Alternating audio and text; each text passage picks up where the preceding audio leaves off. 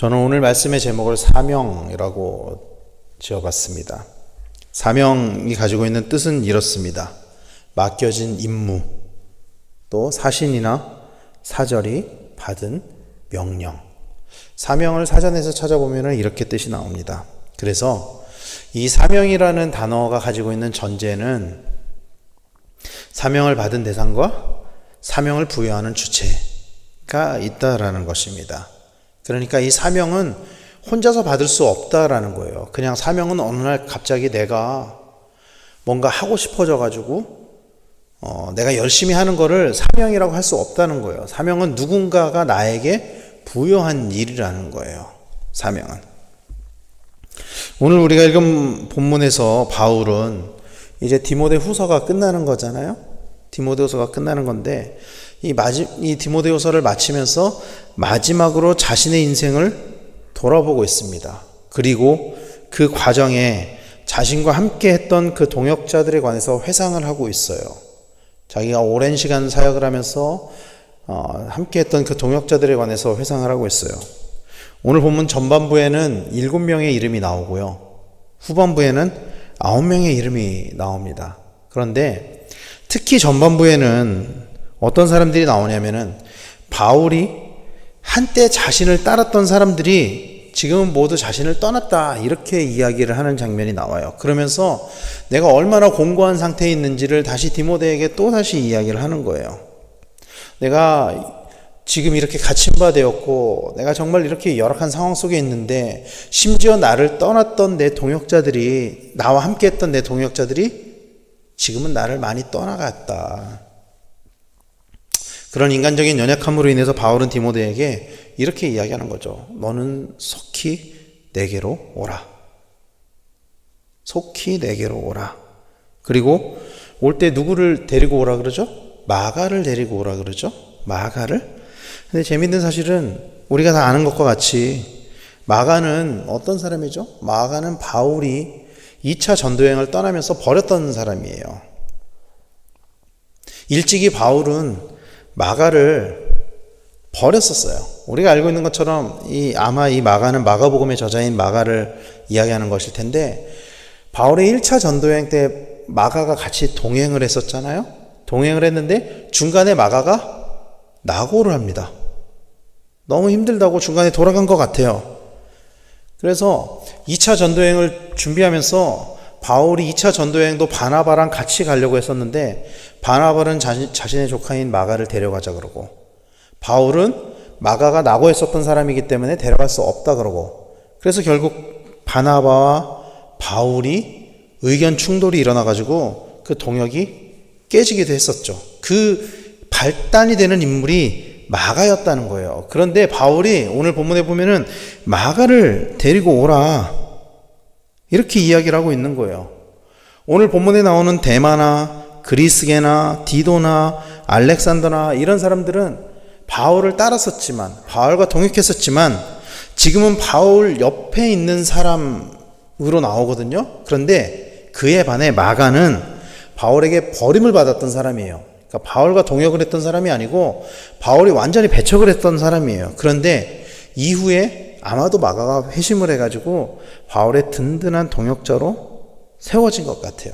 그래서 바울은 자기가 버렸던, 자기와 동역하지 못했었던 마가를 데려오라고 이야기하고 오히려 자신과 동역했던 사람들은 지금 많이 떠나갔다는 것을 이야기를 하고 있는 거예요.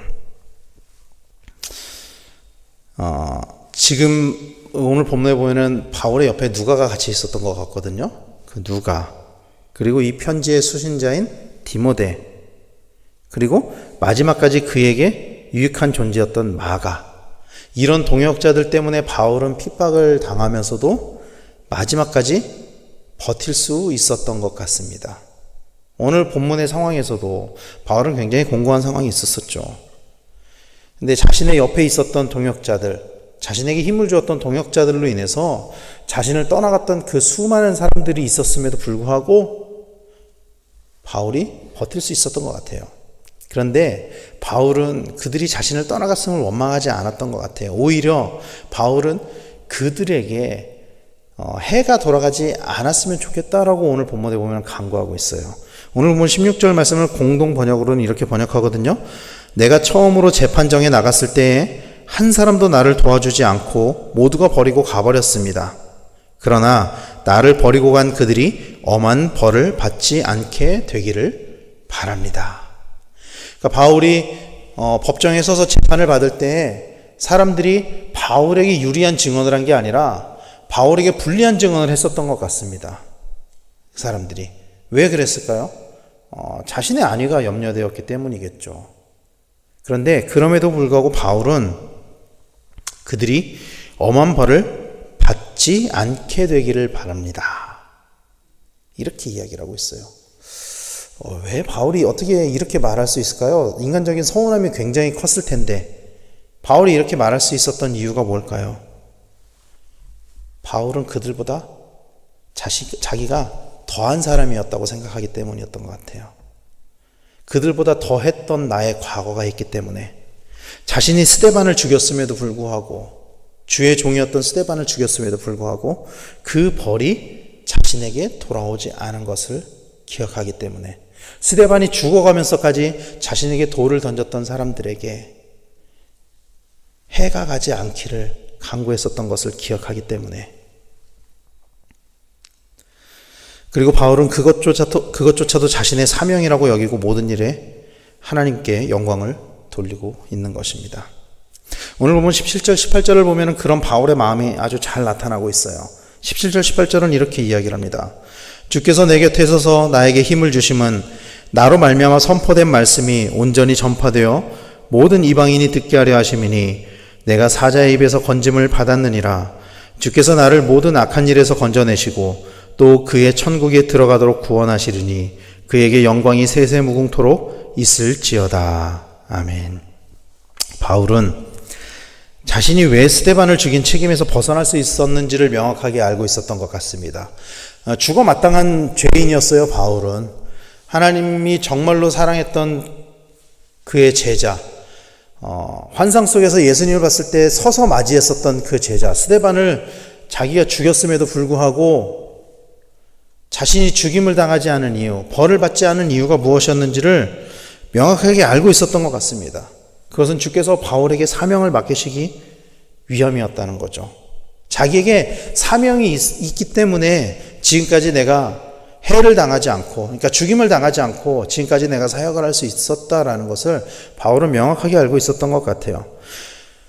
여러분 기억하십니까? 처음 예수님을 만났을 때 바울이 처음 예수님을 만났을 때 주께서 바울을 가리켜서 뭐라고 말씀하셨냐면은 그를 복음의 도구로 사용하겠다 이렇게 말씀하셨어요.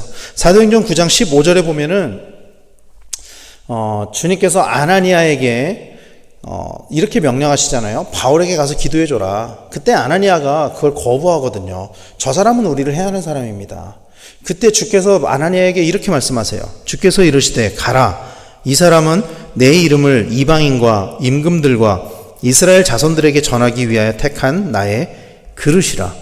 오늘 본문 17절에 이렇게 이야기하잖아요. 나로 말미암아 선포된 말씀이 온전히 전파되어 모든 이방인이 듣게 하려 하심이니. 그러니까 바울은 주께서 왜 자신을 선택했는지 그거를 명확하게 알고 있었던 거예요.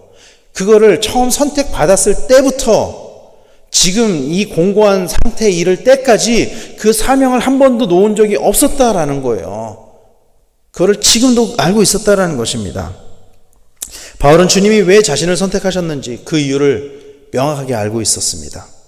이 바울의 회심 이야기는요, 아마도 바울이 누가에게 들려줬을 것이고, 그리고 누가는 그것을 사도행전으로 기록했을 거예요. 그러니까 이게 무슨 이야기냐면은 바울은 자신이 왜 선택받았는지, 그거를 또 자신에게 맡겨진 사명이 무엇이었는지를 명확하게 알고 있었다라는 거예요.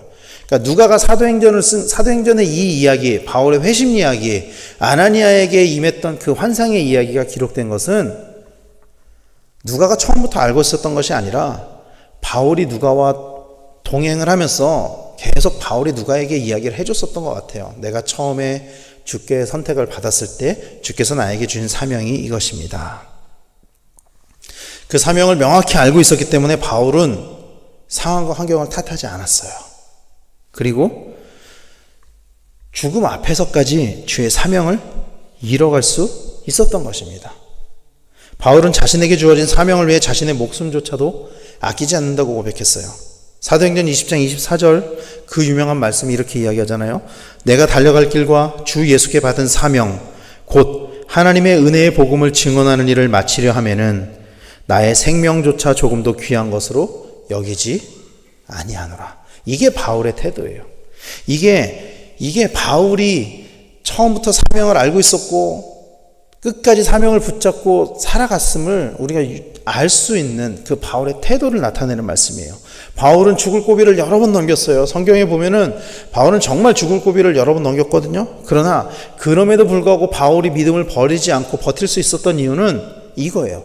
사명이 주어졌기 때문에. 그리고 그 사명이 무엇인지 명확하게 알고 있었기 때문입니다. 그리고 오늘 우리가 읽은 디모데 후서에서 이제 곧 사명이 다하게 되고 내가 하나님이 예비하신 그 나라에 들어갈 수 있다. 이렇게 고백을 하고 있는 것이죠. 바울은 끝까지 하나님의 충실한 사명자였습니다. 끝까지 하나님의 충실한 사명자였어요.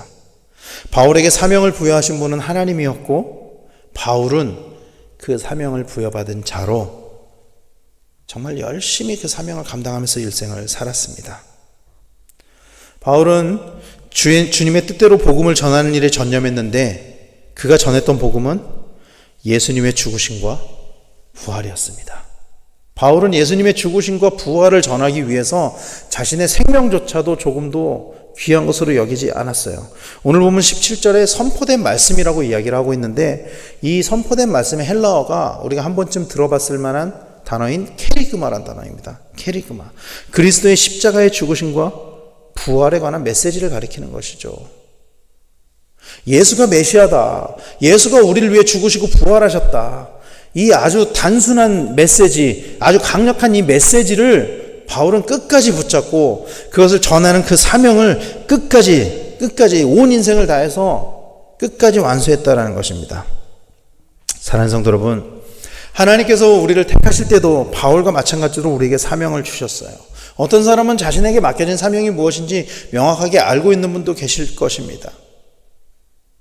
어떤 분들은 하나님께서 나에게 무슨 사명을 맡겨주셨지? 라고 아직도 그것이 명확하지 않다고 생각하는 분들이 계실지도 몰라요.